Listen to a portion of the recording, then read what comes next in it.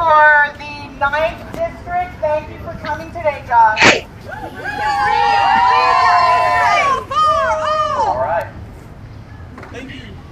Thank you, Patriots, for being out here today. Take a look at the new small government. The small government that Republicans have promised us is actually a government of rich billionaires in towers, cowering behind shiny windows, while on the ground, the citizens of this nation are harassed by the police state.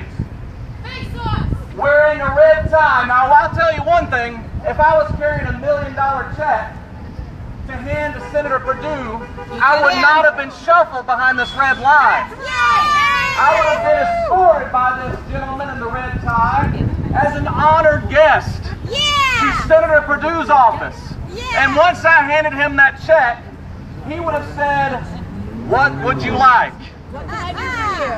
But because we are human beings and not corporations, and because we carry our souls, our hearts, our minds, and our voices, and not $1 million check, we are considered threats, not people.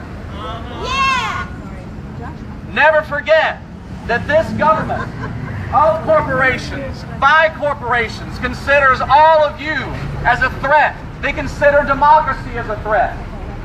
We are still, tragically, after hundreds of years in this country, debating over what person is really fully a person.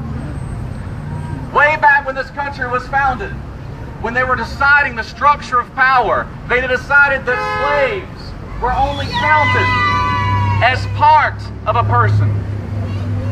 Still today, if you are a black man in America, you are more likely to be counted as a threat and to be put into a cage than you are to be given the right to vote. We have the best government money can buy, and this so-called Judge Kavanaugh is the best judge money can buy. Judge Kavanaugh has decided that corporations who do not have a heart or a pulse or flesh and blood or a mind or a voice, they are people. But he has also decided that women are not people. I have heard, oh, here we go, this is your new America, everybody. This is your new America. You see the press? First Amendment right? You see this?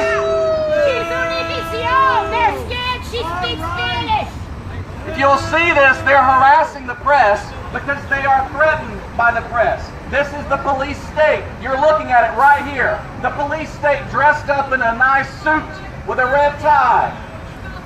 The police state that is terrified of the truth, that is terrified of the press. This is your small government the conservatives have been promising. This right here.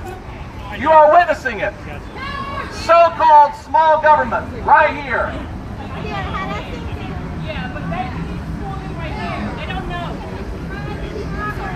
Don't be sorry. Don't ever apologize. I've heard that the people who put Senator Perdue up in that high tower, the people who have paid for this security detail, the people who run the police state, I've heard that they call themselves pro-life. They have all set out to ban Roe versus Wade and to ban abortions.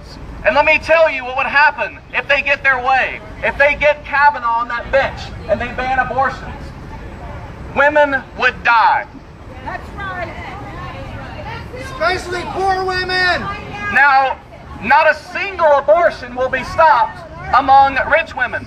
Or, let's not forget, among the mistresses of rich Republicans. Yeah. Because one of the men who helped fund this tower and who helped fund this police state that you are staring at in front of you, one of the men who funded this police state and probably helped pay for that man's nice red tie, was actually in the GOP fundraising committee, and he had a mistress from Playboy magazine.